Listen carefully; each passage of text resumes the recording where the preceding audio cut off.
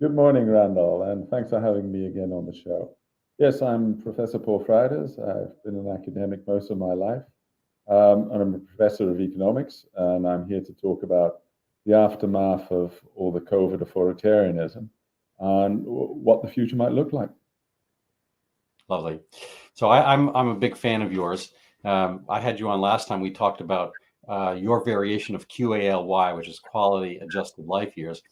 I don't want to go over that again. I'll put a link to it. But what have you been working on in the meantime? And what do you mean by kind of the situation we have with the resistance?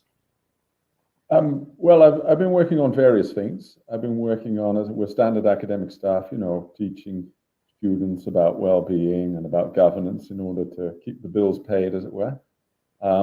Meanwhile, resistance-wise, I've mainly been writing with co-authors of mine in Australia and Thailand about what we could do to improve our institutions once sanity returns to those institutions, as it were, reform ideas once a large majority is convinced that things are very bad and we really need to change something.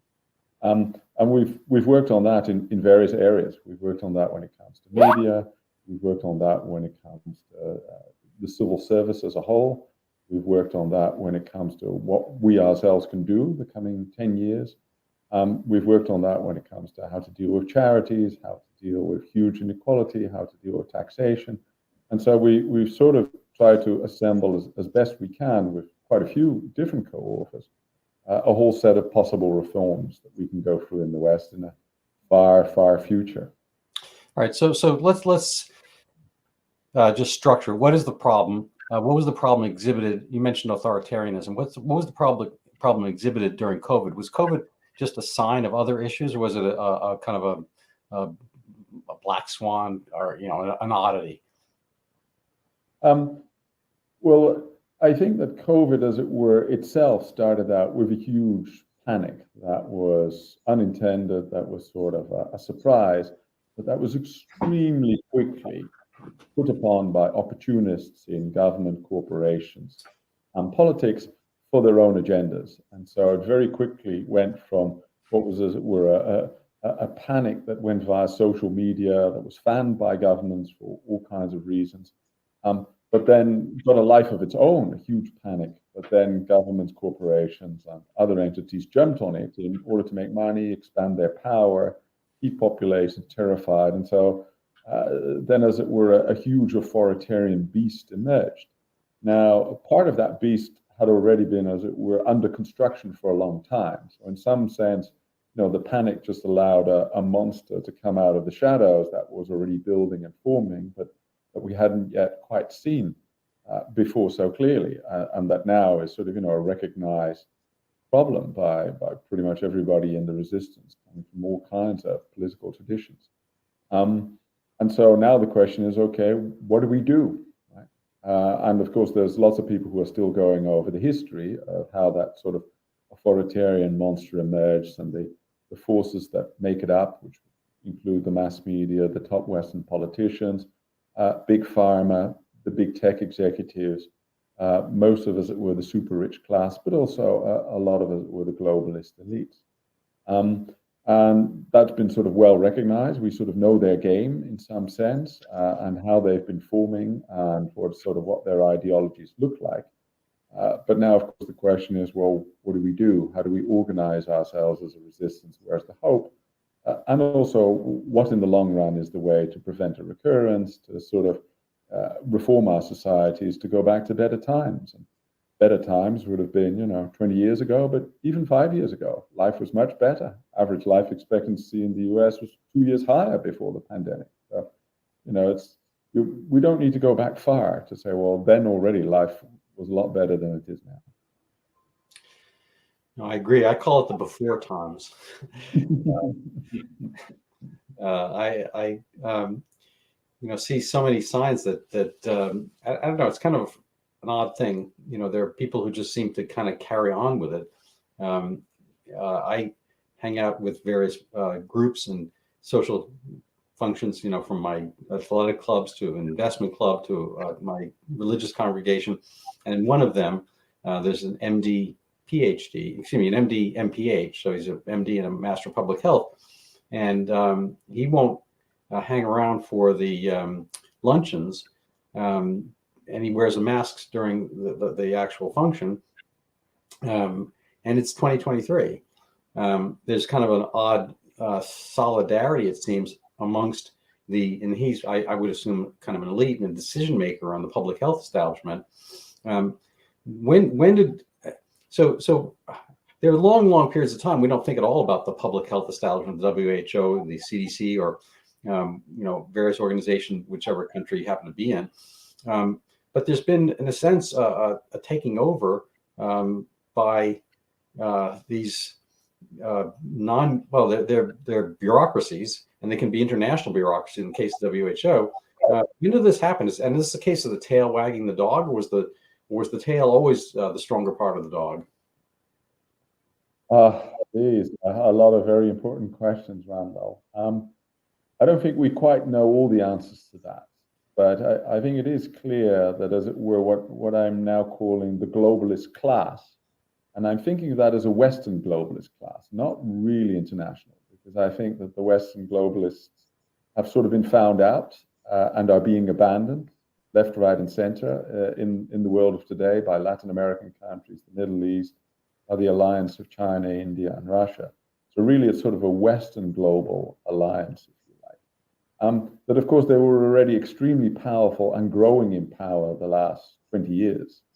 So a person called David Rothkopf in 2008 published a book called The Superclass, and he already told of the tens of thousands of super rich or otherwise, as it were, elite globalists meeting in Davos, but also meeting elsewhere in the UN and meeting in other international institutions, and sort of forming a class of their own that sort of felt superior to countries, that didn't feel that they were beholden to national populations, but sort of felt that they were running the world, and they were sort of telling each other how marvelous they were and how stupid everybody else was, and that everybody else sort of needed to do what they thought was good for them. And so a class emerged of people thinking themselves superior, dreaming of running the world, and even of dreaming of sort of better humans and totally different institutions, and hence in some sense the overthrow of nation states.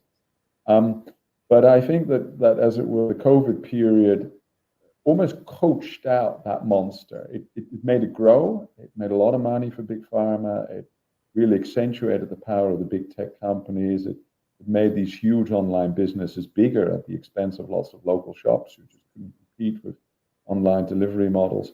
And so it made the monster stronger, if you like, but it also coached it out. It brought it out in the open. Mm-hmm. It started to overplay its hand with all the mask mandates, the forced vaccinations, the travel bans, the lockdowns, the sort of the nonsense censorship stories. And so more and more people came to see, oh my God, there was this sort of enormous group of elites, and they all seem to be saying the same in different countries in the West, but not everywhere in the world. I mean, they really have been found out. And so what you now find, in March 2023 is quite extraordinary in terms of the resistance, our side. I mean, our side now includes people like myself who are a little bit sort of, left of center, who are still working with governments in 2019. And I find myself on the same side of people who've been strongly Christian their whole lives, who sort of lived separate from a lot of the rest of society, but also with libertarians, classic liberals, lots of real conservatives in there. It's sort of a quite motley crew of people. And we look around and we find we agree on almost everything. And in fact, that all the things we used to disagree on, well, we still disagree on those, but they've shrunk into insignificance. It's as if the distance that was there between us, that sort of used to look big, now looks like 1 centimeter compared to the kilometers that we are now all separated from, as it were, the shenanigans that the globalist class has foisted upon us. So that's quite heartening, I find, right? And a lot of interesting conversations in that sense are taking place, and a lot of tolerance is emerging. I'm now find myself unbothered, and other people are unbothered by what I think that 5 years ago would have left us all fighting. No, And it's an so that's a very interesting time, Randall. Yeah. I mean, I'm sorry to interrupt because you're on an interesting point, but I'm thinking back to I'm Jewish, and I read a lot on the aspects of the Holocaust, and they're all to call people Jews is kind of amongst the Jews there's many jokes. Um, there's one joke. It's like, oh, this is a very tiny town. There's 3 synagogues, only 2 Jews. It's like, so I go to that one. He goes to that one. He says, well, what's the 3rd synagogue? I said, oh, that's the one nobody goes to. But there's always been, within, there were Jews who were, economically adept, running, stores and whatnot, and commerce and whatnot. And then there's also leftists, and then there's small town, whatever. And there was a lot of internecine fighting, and amongst my grandparent era, there was a lot of bickering. People like my parents, had a mixed marriage. They're both Jewish, but my dad came from kind of more, shtetl, small town Russia, and my mom's family they were from the Austro-Hungarian Empire, and they were kind of wealthier and upper class. There's all these divisions. So, but then Hitler came along, etc., and everybody was a Jew. Everyone kind of got dumped into this one thing. And when they were in the concentration camps, it didn't really so much matter what their, left, right, high class, low class. Everyone was that thing. And so, what you're talking about is, in a sense, kind of like the oppressor bringing together the oppressed. And it's like everybody winds up hurting the same way. Everyone feels pain the same way. And when you do, you have to kind of figure out a way to get out of that. And you wind up having allies. I mean, I'm not trying to make the situation analogous, because I think there's always, too much, of Godwin's law where everything's Hitler. I'm not saying that, but, clearly lockdowns, exhibited a threat and an imprisonment, in a sense, that had never happened before. As one quick sideline, my next topic perhaps to write about is the history of lockdowns in public health, and frankly, there isn't one. I've been looking. There was in Sierra Leone in 2013 or something. There was a lockdown of a small area because of Ebola, and in 2014 in South Africa they locked down the Pearson Hospital for tuberculosis, but it was already kind of a closed facility, and so forth. But there are very few lockdowns, I think, in the history of mankind ever. And so here's the question. Sorry about the diversion, but the question is, economically or whatever, where did this concept of lockdown come across? And since we're all kind of been locked down, was it an effective public health measure, and how did it play out economically? And what are the fights against those kinds of overreach? Oh my God. Geez, that's a lot of brackets opening, though. Yeah, sorry. That's how I roll. I'm not an historian of medical history, but I do understand that, as it were, the lockdowns, as they've been instituted in the US and in Europe, were just a carbon copy of what the Chinese did. So yes, there were sort of, some people who were sort of dreaming of somehow separating society into all kinds of separate groups, but that was sort of never truly implemented or was sort of even thought of in the extreme way that the Chinese did it. So the lockdowns, as we've now come to know it, are a Chinese invention and then copied by everybody else, partly because all these health bureaucrats thought, oh, this looks rather marvelous, and they sort of believed the Chinese that this was successful. But of course, the health bureaucrats also thought, well, this is a lot of power. And it sort of also fit a little bit the type of models that they were running then. And the type of models that they had sort of very simplistic assumptions in them. And one of them is that it's sort of possible to tell people to do nothing for months and not meet each other, and thereby prevent them from sort of exchanging viruses and bacteria and whatnot. But of course, the reality of modern life is that it's actually not possible. So the key thing to say about lockdowns is that they were a gigantic failure on their own terms, because you can't keep people separate. I mean, they would starve, right? Somebody needs to come down to change the electricity, to sort of keep the water running. And of course, lots of people have got to sort of run around and keep the shops occupied, keep the power stations running, go to the hospitals. And if you think about food, I mean, I most every day I wind up eating. Exactly. And here's the other thing about lockdowns. I mean, lockdowns they almost force the worst kind of congregation to happen, which is, of course, that you can tell people they shouldn't leave their home, but what if they're very sick? Well, they got to go to the hospital. They got to go to the doctor. And who are they going to meet there? They're going to meet the other sick people, namely, all the COVID sufferers and that. You can put 20 masks on them, but of course, they don't help at all with these extremely small virus particles. So you're basically putting exactly the people who are most vulnerable in vicinity of the people who are most likely to be infectious.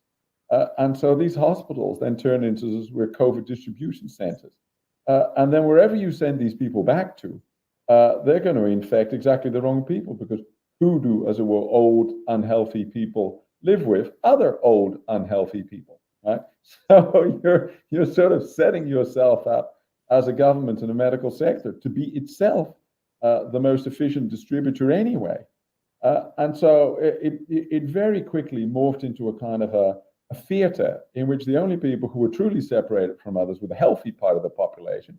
You made them less healthy by sort of keeping them from being outside, from exercising, eating well, from socializing with others. So you gradually reduce their health, their sort of immune fitness, their ability to withstand all kinds of diseases. You're crashing the economy.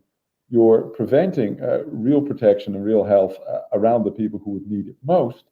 And of course, you're enabling this kind of huge authoritarianism. And so, it's sort of madness in all kinds of ways. And it was recognized to be madness, of course, by the pandemic plans pre-2020, when it was just a consensus of over 100 years that one should never do something as stupid as lockdowns.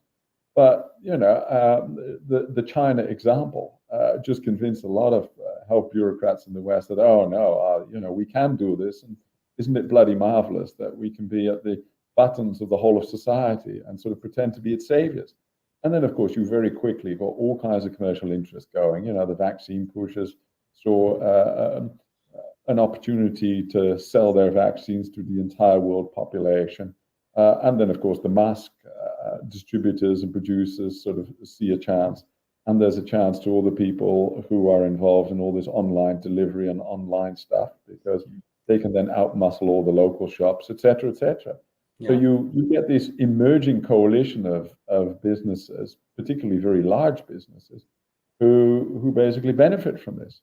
And then, of course, you've got all the theater of sort of trying to cover up all your mistakes, which happened very quickly, because, of course, it very quickly became clear to governments that they stuffed up in 101 ways. And well, how do you prevent the population from being angry at you? Well, you double down and you censor science and reasoned thought that says that you stuffed up. And so you then sort of activate this huge censorious machine. And of course, because the security services were very quickly involved in all of this, they knew how to do that.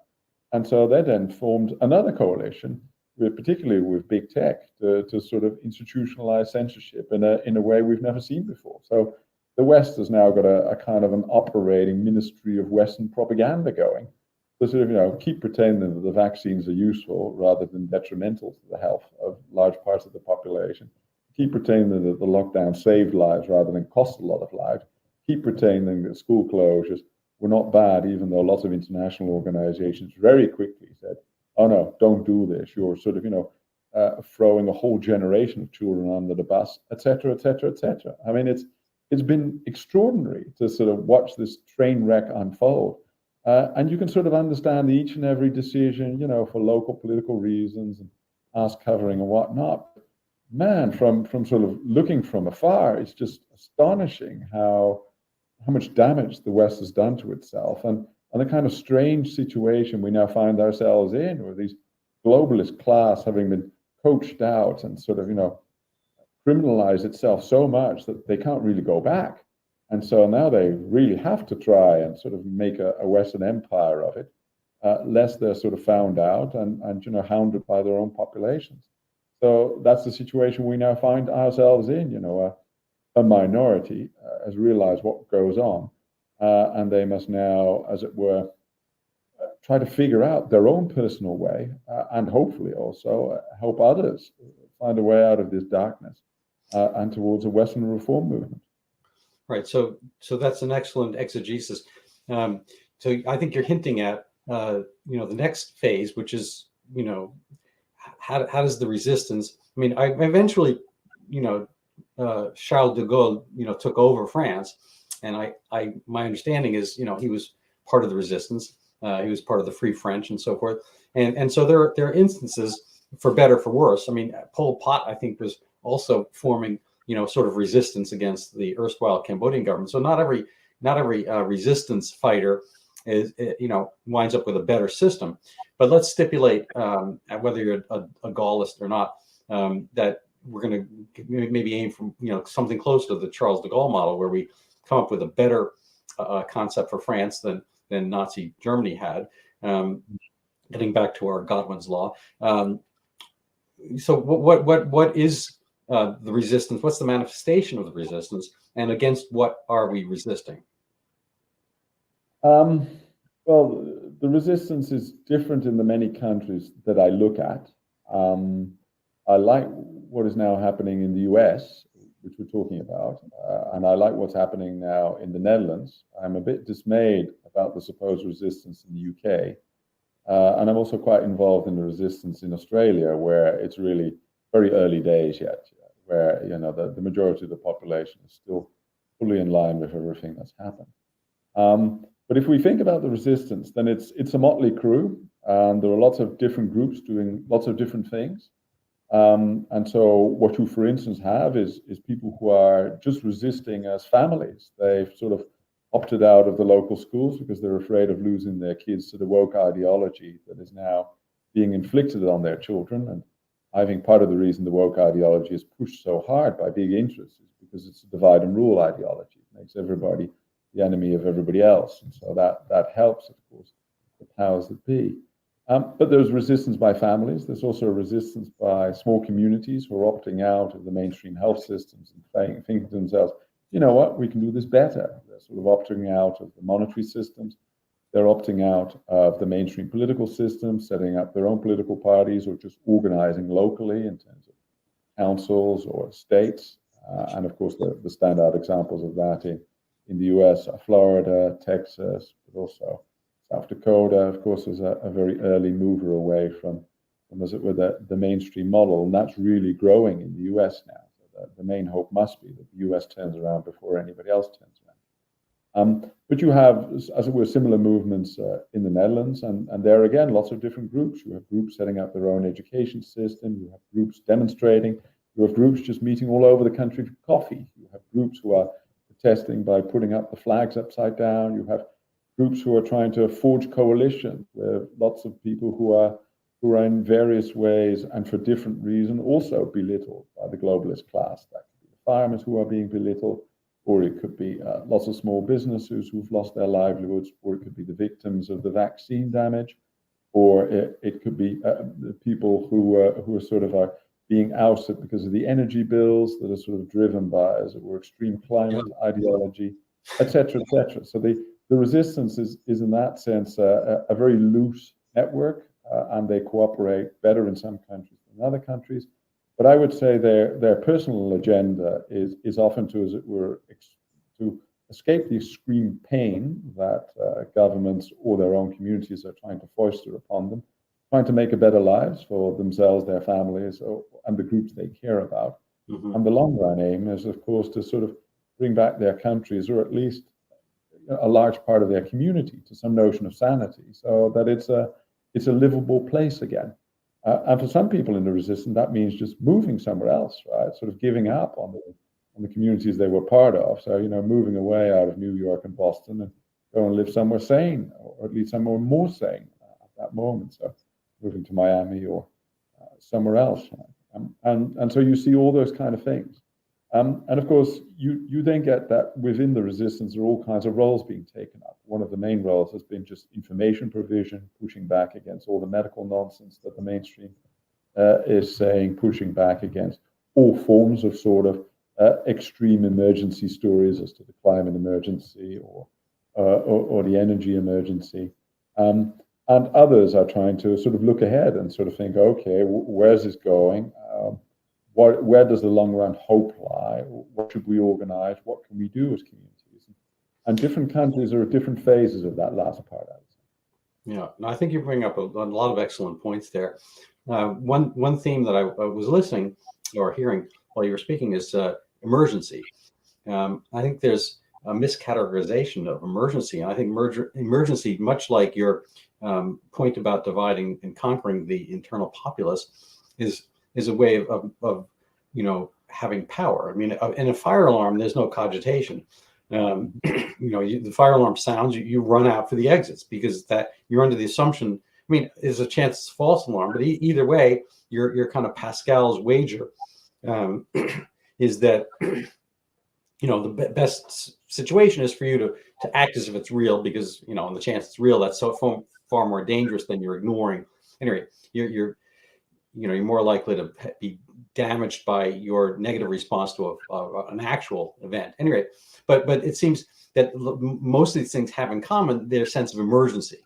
And everything gets presented, and I think it's probably more from the left than the right, as a feeling moment, that we feel this is a problem, and we lose sense of magnitude. And I think you have had it presented, from what I've seen, the same voice in quantitating these different emergencies. I mean, recently in the U.S. there was a whole brouhaha about gas stoves, that they were causing some problem, and people having asthma and so forth. And I think this is minuscule. It's like, but nonetheless, it was all taken up, and our town, my beautiful bucolic near suburb, they have a plan to make sure of this and make sure of that, and have no new gas hookups to houses and so forth.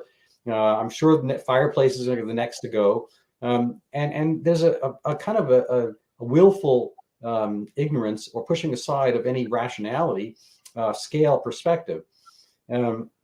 So where's the question here? You can either take that up and run, but what's the court of sanity? On whom can we depend for adjudication of these various emergencies when people in general are bombarded by one after another? I think that's an interesting question, and I totally agree with you that emergencies are now the new divide and rule. But of course, they're also the old divide and rule. Right? Machiavelli already said that a politician must skillfully use fear, because fear is always a winner from a political perspective. You can really count on fear, and you can manipulate people easily through fear. It's kind of like a recipe that's well trodden, well known, and very dependable. Whereas other things are less dependable. So we've seen that. Giorgio Agamben in Italy has written on that famously for a long time. He wrote a book in 2003 already analyzing the aftermath of 9/11 as sort of, giving an emergency excuse for all kinds of mission creep from the government and the security services to sort of expand their power at the expense of everybody else. And of course, every time you go through these kind of, huge security queues at the airport, you should be reminded that, oh, yes, we're sort of still pretending that is a huge problem, and that these kind of X-rays machines really help, and that is keeping us safe. No, it's not, but it's keeping a lot of sellers of X-rays machines very rich. Thank you very much. And similarly with the gas stuff, right? I mean, gas is one of the cleanest forms of energy we have from an environmental point of view. But of course, if you sort of do away with all your gas appliances, and replace that by, let's say, electrical appliances, well, then of course the seller of those electrical appliances is jumping up and down with joy, and will fan the propaganda that says, oh, gas is bad, my appliances are good. But of course, you just move the problem of energy production to wherever the power plant is that produces the electricity. So I totally agree with you that all the emergency stuff is as it were the political train having run away from itself. If we then think of, okay, did I at the sort of the start of the lockdown start to calculate stuff? Yes, we very quickly saw that the anxiety and the mental health loss was something like 10% of what makes life worthwhile. We've now seen that there's sort of huge losses in terms of the quality of the health system. So lots of people got cancer, lots of IVF treatments were cancelled. With the vaccines, there's now increasing evidence of lots of people losing their babies, of lots of people sort of having a compromised immune system. So lots of tumors and other things grow more quickly. And so the net health effects for large parts of the population now look to be tremendously negative. And of course, the long run effects of the economic collapse mean that government and other institutions have less to spend on education, all kinds of other things. And the school disruptions are coming home to roost, and will certainly mean that there's a whole generation who is less smart and less rich than their parents. So there's not much doubt that this has been a huge own goal, but of course the question remains, how are we going to escape from this? What are we going to do as individuals and communities, and what should we do as countries to get back to sanity? Now, you asked basically, well, where's the people we can trust? And I think it's very important to say the answer is no one. You should not bring up, not even me, you should not put up anybody as the new authority who will have the truth. That's exactly the problem. As soon as you do that, no matter whom it is, that person will become co-opted, their status and their ego will run away with themselves, they'll become part of the problem. That's not how science works, and that's not how communities can recover. Communities must be made up of different perspectives. They must, in that sense, each person must themselves become interested again in having their own view of what the truth is. And they won't be perfect, they won't be right, they'll disagree with others. But if they have a similar interest, then they will start to agree on lots of important stuff. And I think we've seen a beautiful example of that, and we discussed it earlier, that people from many different walks of life have really come to exactly the same conclusion as to what's wrong nowadays. They've seen this globalist class emerge, and they've sort of seen the overstretch and the abuse of power of their governments. They've seen the censorious efforts by big tech and by ministries of propaganda in the various countries. They've seen their kids hurt. And they sort of look around and see that they are now in this quite large resistance community where everybody has seen exactly the same thing. And so they didn't need to be told this by one single source of truth. They heard it from hundreds, but also from their own expertise, from what they could see from their own children or their own line of work. They could see, yeah, no, this is happening. And so in a sense, we should put much more trust in people and their communities to be able, if they're willing, to sort of figure out what's roughly true and to sort of, find sources of reason, but find multiple sources of reasons, and then sort of, weed out what is sort of the less likely and less important stuff and come to their own views. We should not say, well, the authority is betrayed us, where's the new authority? That's just running from one dictator to another one. Right. So the answer must be none. Right. So there's a lot of interesting points you have there. It sparked a few thoughts of mine. One is that, I'm not sure exactly how it is today, but for a number of decades in Europe, the best espousers of free markets were, the former Iron Curtain countries of East Europe. And Winston Churchill, I believe, said at one point that the longest socialism is the longest, most painful, arduous road between capitalism and capitalism. And then there's one other. There's just one tiny point. This is a little topical thing that's happening again in my bucolic suburb. I live in Newton, Massachusetts, and we have a vote on the override, which is to give more money. So they raise their taxes every year. They're allowed to raise it 2.5% every year by statute. And they always kind of suck up to that amount. They're even if the rate of inflation, as it had been, was much lower the previous decade, like 1.4%. They're always going as much as they can, and now they need an override over that. And the funny thing is, I'm kind of come to the point here. This is at a time of observed failure of their model. Our schools, we have the same number of kids. The population has been static for a decade or two, but the schools went down 14% in enrollment. So even though we don't pay, it's a sunk cost, we pay taxes, but the schools are free. People have pulled their kids out of the school at an alarm, incredible rate. And it's never been seen before in our bucolic suburb. And to go spend $30,000, $40,000, $50,000 to put their kids in private school just to avoid the public schools. And I think there are two major reasons. One is that the public schools were shut down during COVID. And number two is that the parents got to see on Zoom what they were teaching in the schools, and this divide and conquer stuff. And one class of students being told that they are evil embodiment almost literally, and so they've marched out, and nonetheless, this, I mean, I know Facebook cut their staff by 20%. Apple cut their staff by 20%. I mean, a lot of companies have had down years. Twitter by 50%. But our city has cut by 0%, even though their model has failed. It seems that they don't really quite get the message. We're going to have a vote ostensibly tomorrow, unless there's a huge snowstorm. But so that's a little plug for the No Override Newton committee. But it's even so, it's a very tight vote here. I think there's a good chance we're going to lose this vote because people, to your point, they understand when they've been hit over the head. And to use another quote, I got one more after this, but H.L. Mencken, who was kind of the Mark Twain incarnate a few years later, early 20th century, he said democracy is the system by which people vote for what they want and they deserve to get it good and hard. And I know. I'm not sure how long it takes for people to get it, and maybe I'm just wrong because I'm getting something that shouldn't be gotten or whatnot. But I'm going to just pop in this quote here to see your thoughts on it. This is my favorite, aside from you, my favorite economist, Sol, and you can read it here. We put decisions in the hands of people who pay no price for being wrong, and so we, in a sense, like H.L. Mencken says, we deserve, in a sense, to get it good and hard if we don't make them pay when they don't have to pay.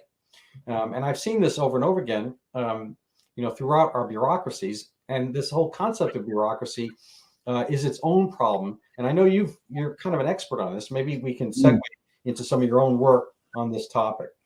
Yeah. Look, those are very important points, and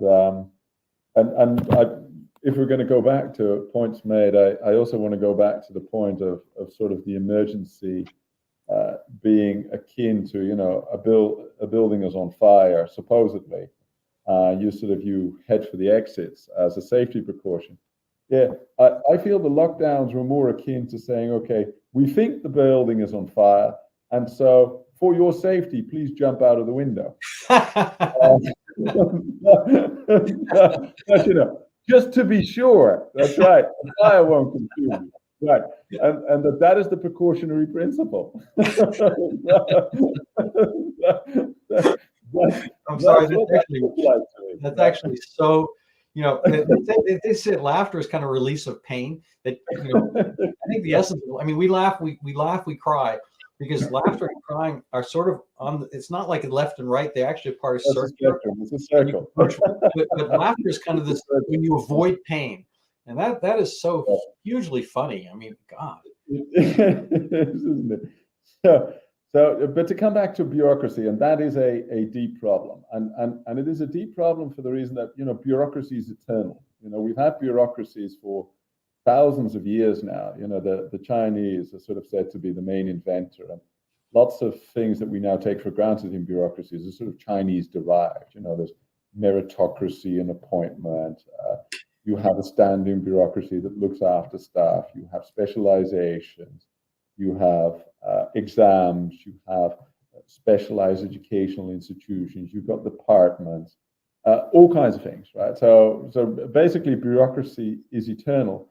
And the nasty thing to say in that sense, and that goes a little bit against the quote you just put up, is that bureaucracies, in a long-run sense, have expanded, are kind of successful in the sense that they can do stuff, and also most big businesses now are also bureaucracies, right? So if people tend to make this mistake of thinking, well, there's the government and then there's this wonderful thing called free enterprise. But you go to, sort of Google and Amazon and all these other large businesses, and it's as if you walk into a government department. There are lots of procedures there. There are lots of sort of different functional units. They keep sending each other updates and position statements. There are sort of diversity programs. They talk of stakeholders. It's kind of like, oh my God, I'm back, right? And so the way that they operate is also extremely similar. So, for instance, the main trick of how government bureaucracies get stuff done is that every large complex problem is chopped into very many small bits, and then they sort of try to glue back the small solutions into solving the big problems. That's exactly how all these large corporations do it as well. So the essential aspect of a bureaucracy, which is that you've got these mindless little small units designated to do a small task. They don't see the damage they do to other tasks, but somehow they do something. And then, what they do gets added up to the activities of all the other small units to somehow make a solution towards a large issue. Well, that describes not just the health bureaucracy, that describes General Motors, that describes Tesla, that describes a pharmaceutical company. And so in that sense, there is no escape from bureaucracy. There is just, how can we do bureaucracy better? How can we, as it were, have a competition between bureaucracies so that, lots of them die regularly enough or sort of get chopped to size, right? And so, but within bureaucracy, this unaccountability is entirely not just normal, it's part of the strength of bureaucracies. They must have unaccountability, because otherwise you can't say to a unit, look, you do this small thing, but don't worry about how it fits into everything else. We'll worry about that. That must be the core way in which you organize something. And so in that sense, yes, the news on bureaucracy is terrible because it's unavoidable. It has won against many other forms of organization. It is there in big business as much as it's there in government.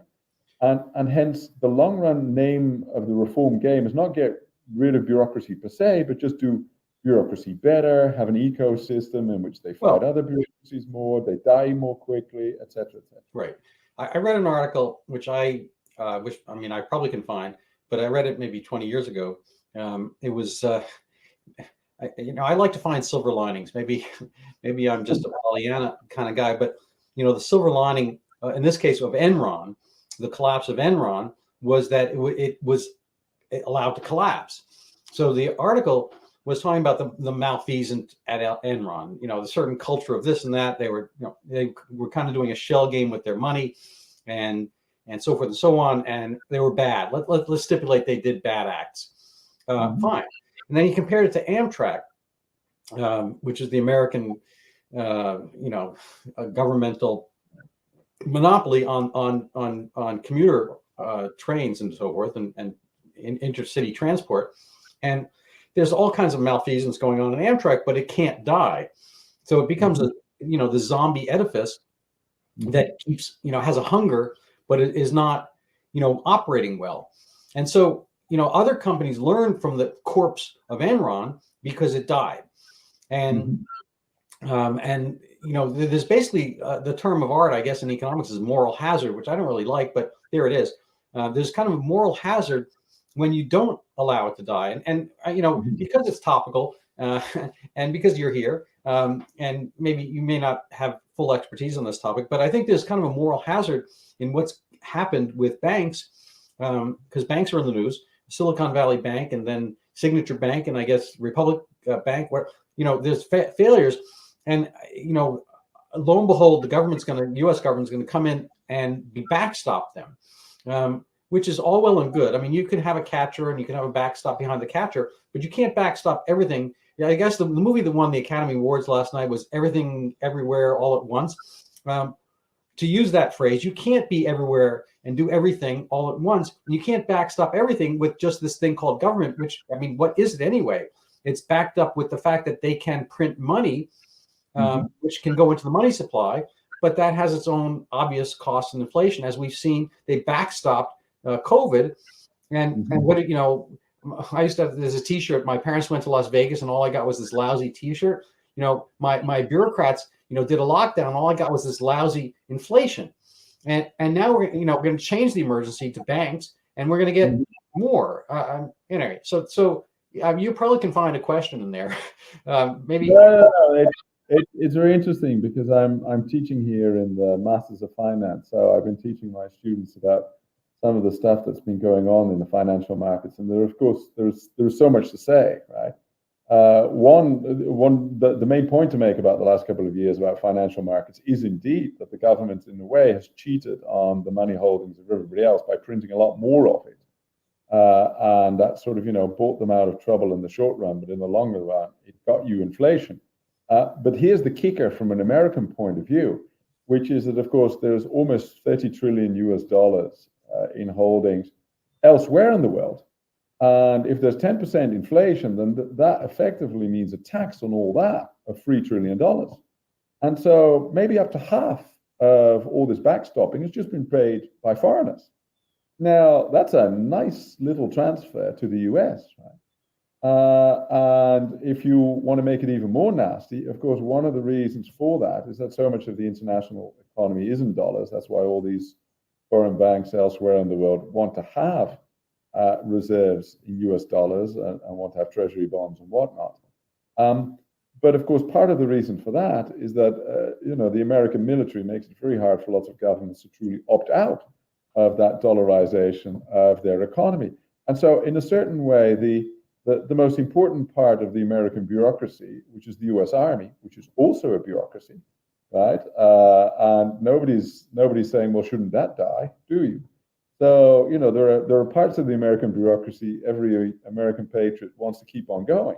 Well, it's also partly getting you quite a few bucks from the rest of the world. That's a long-term, short-term problem. I mean, true. Little bit. We are getting sidetracked here to a certain extent, right? But you're right that, as it were, it's good to have, as it were, a form of renewal within government bureaucracies possible. And it is possible. I mean, in the long run, lots of government departments have gone bankrupt or have at least been allowed to die and taken over. And of course, one of the old ways in which bureaucracy dies is that just there was a foreign invader who took over the country as a whole and axed everything about the conquered bureaucracy they didn't like.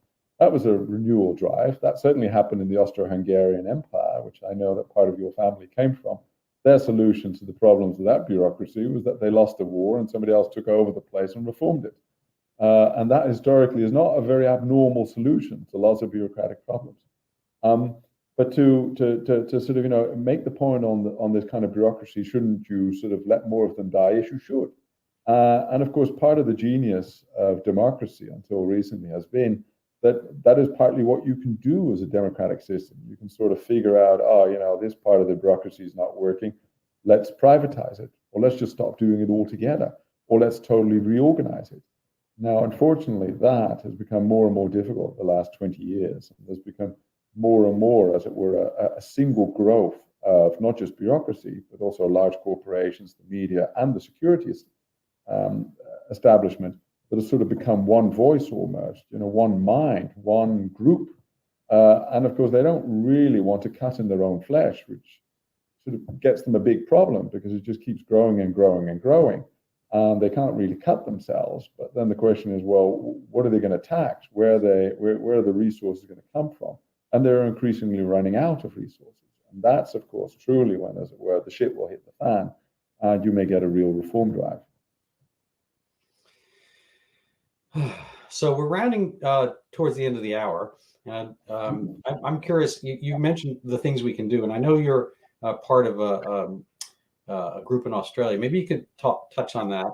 And again, I mentioned in our green room, my grandmother's colorful phrase, which I'll clean up slightly, which is don't let them defecate on your face, open your mouth.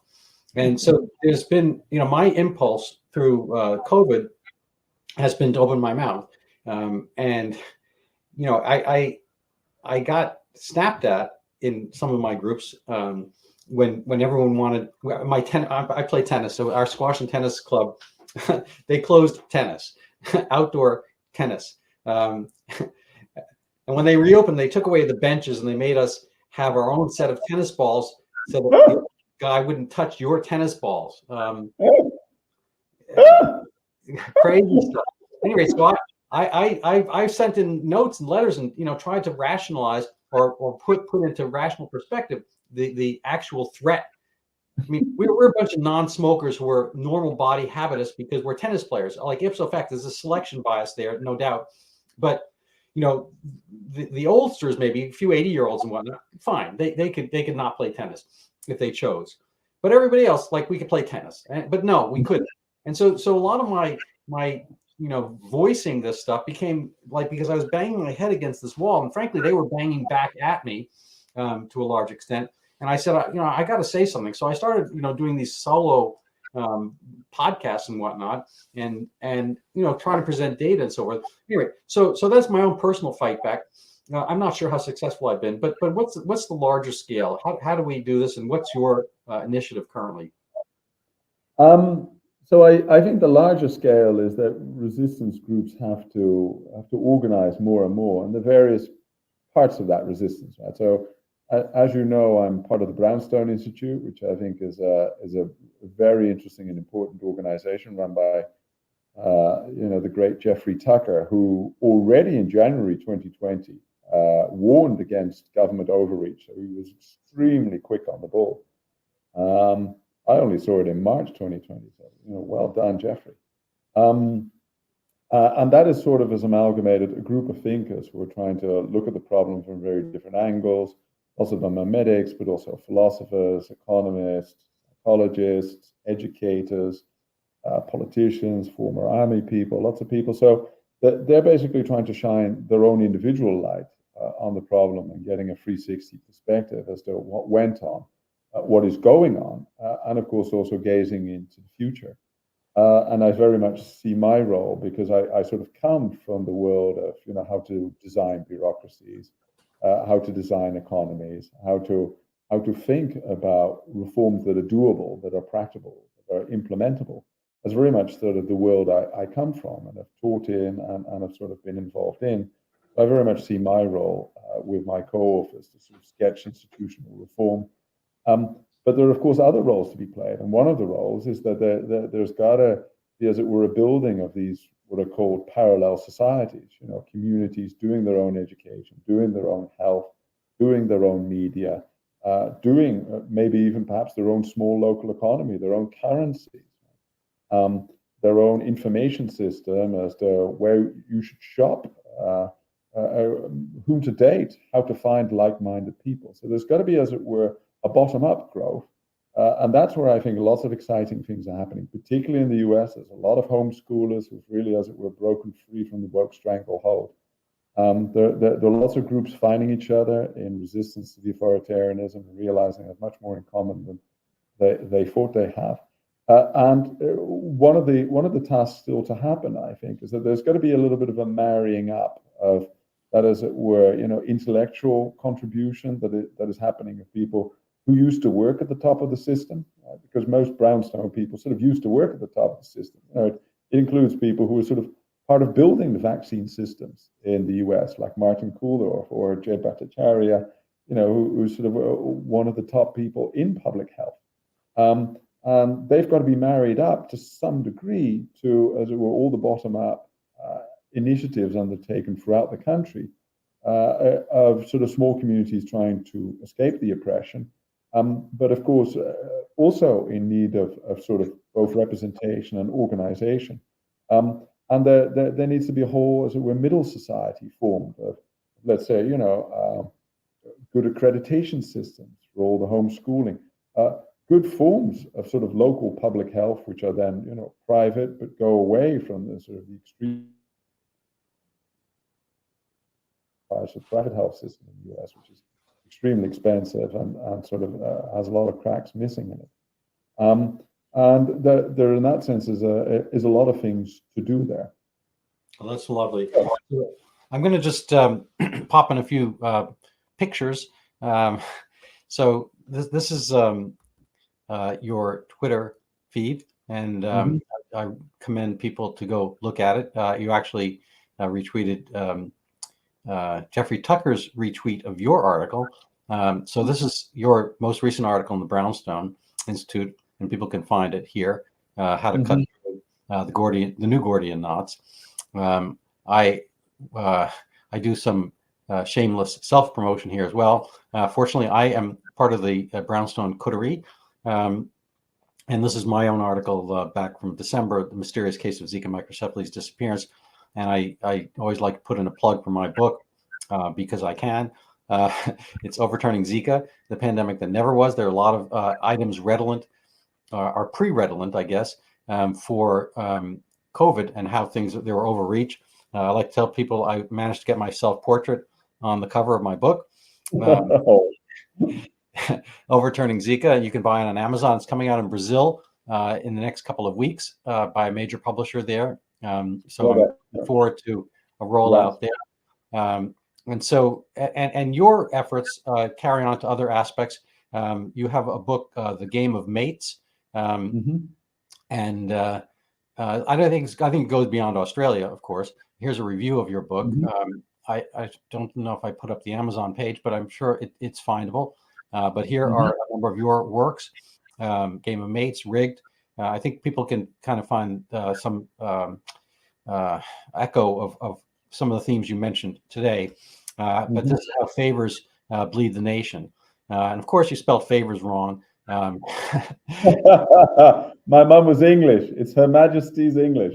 No, I know. So I'm going to just say this one thing.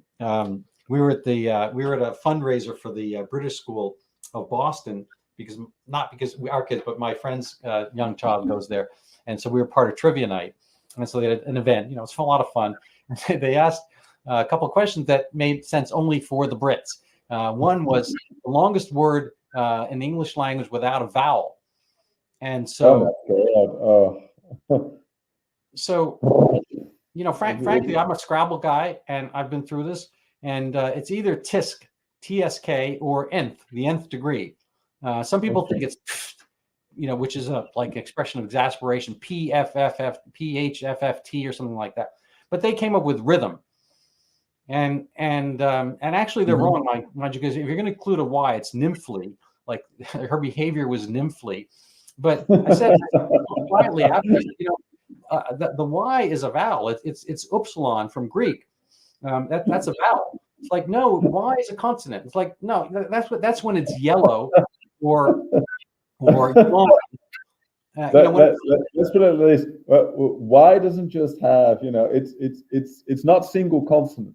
It's sort of biconsonant. Right. It's like quantum consonant. It's whatever you want it to be. Yeah. Anyway, so that's I'm just teasing about the favor part, but that's so good. Getting back to Churchill, he said that I believe he said that the UK and England are two countries separated by common language. That was very much an evidence. I know. Well, look, I'm on the British side of that particular fence. Thank you very much. With an English mom, I'm afraid on that one I can't help you. All right. Well, you and I can hang around and chat for a little bit. We'll make everybody else envious. But I'm going to say goodbye to our audience.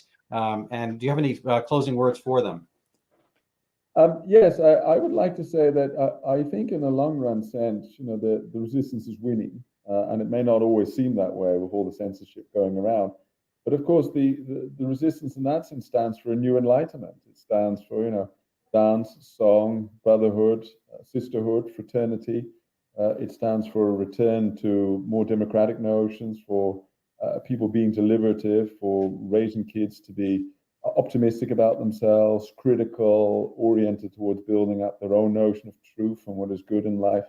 And so it's very much a positive story, away from this notion that we should all be afraid of everybody else and we should feel badly about ourselves and sort of know our place in this life as low lives who have to look up to their betters. So in that sense, I think there's just no way that, as it were, our side is going to lose that. I think we are in a historic struggle, but also one in which there can only ever be one winner. That kind of misery cannot win out. It's just unproductive, make people unhappy, unhealthy. And whether or not it's via migration or internal renewal, I do think our side will win. So keep good cheer and enjoy, I would almost say. All right, lovely. Well, thank you. Those are inspirational words. Thank you. And goodbye to everybody else for now.